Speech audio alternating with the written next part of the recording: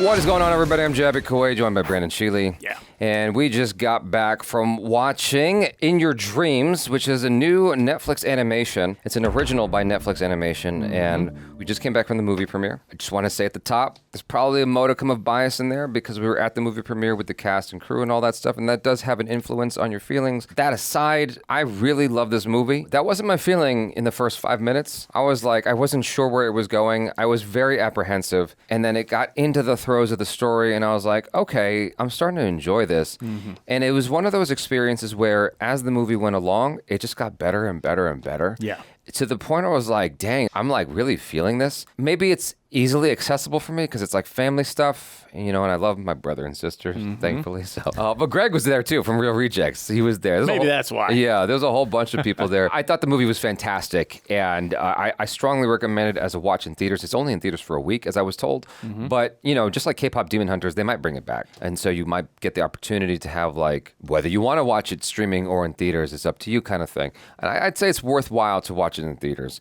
Just for that experience of being able to see the animation in its finest glory, and all that fine detail. Yeah, not only for the animation, but actually they must have had one hell of a budget for the music licensing because there was like 5 or 6 major hit songs in the film that went along perfectly with the film. Yeah. It was great. I mean, animation was fantastic. The casting and voice was fantastic. The music was great. One thing that I liked was just the jokes hit on all levels. Like the adult jokes that would work with children were done really well. There were a lot of visual jokes that were done well. There was a good montage scene that I really enjoyed as we got going in the film. I think for me, like you, at the beginning, I was like, let's see where this is going. I don't know how much I'm going to like it. But by the time we had gotten to that montage, I was like, oh, I'm totally in. You know what it was? Before the movie even started, I was feeling tired. And I told you straight up, I'm like, dude, I can go to bed right now. I don't know why I'm so exhausted. But then the movie was so darn good that as you get halfway through it, I'm like, I'm hooked in. And I just can't wait to see where this goes.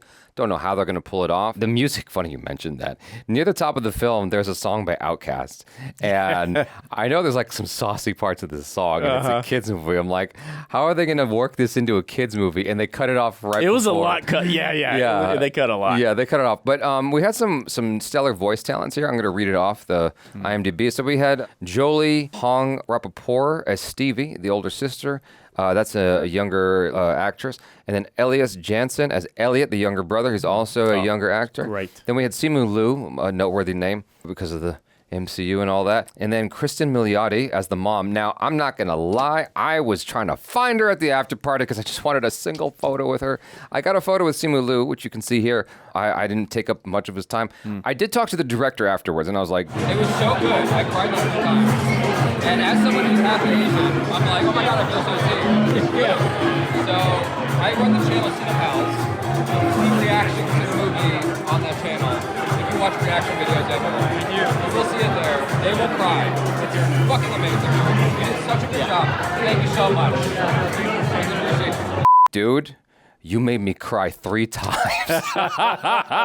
And hopefully you got some of that on video. I was talking to him. I got it. And he was touched by hearing that. Like, obviously, it's been in the works for him for 9 years. 9 years. That's at least that's what we were told. Crazy.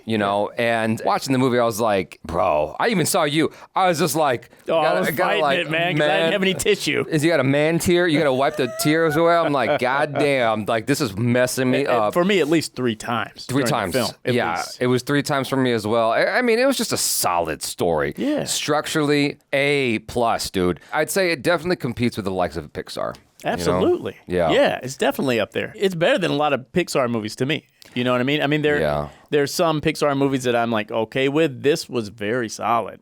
It was also a pretty original story. Yeah, I would say so. I haven't seen exactly that kind of story told. It obviously, from the name, it has to do with dreams, right? Which are explored a lot in different films, but I haven't seen that specific story. Also, it brought a very human element to a very fantasy film. Without spoilers, you're dealing with a real family personal issue.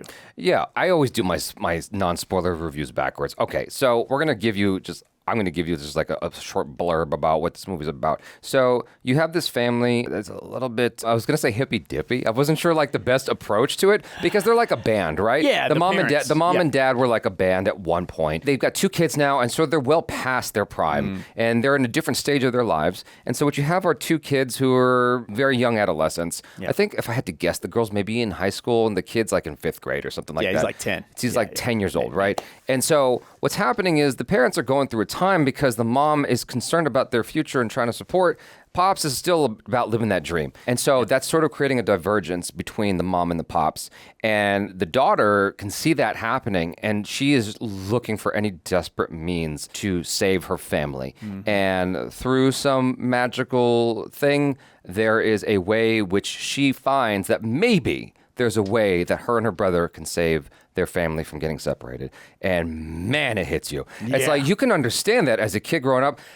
It did help hearing the director talk right before the movie, though, because he was like, hey, this is inspired by me and some stuff I went through. Thanks, Mom and Dad, for the tough times. You guys did a great job, but like that's sort of what inspires the movie. It did make you feel more connected to the film. Yeah.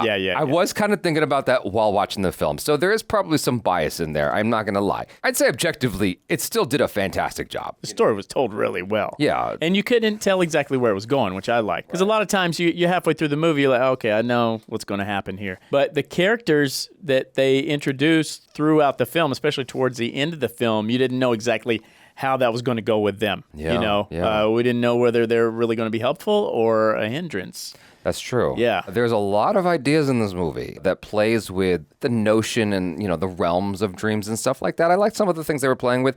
It very deftly avoided anything that you explore in a film like Inception.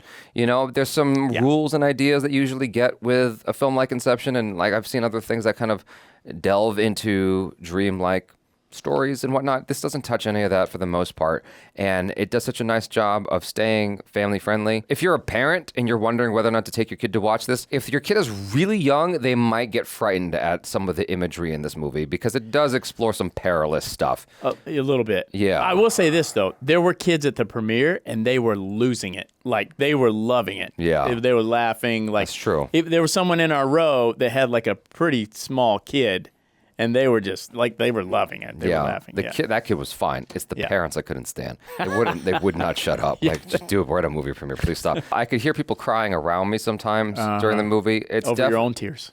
That's me too. Yeah. No, I mean it definitely hit me a couple of times. Oh, it hit everybody, man. I was just like, dang, this is really well done. It comes together exceptionally well, much like some of the best of Pixar.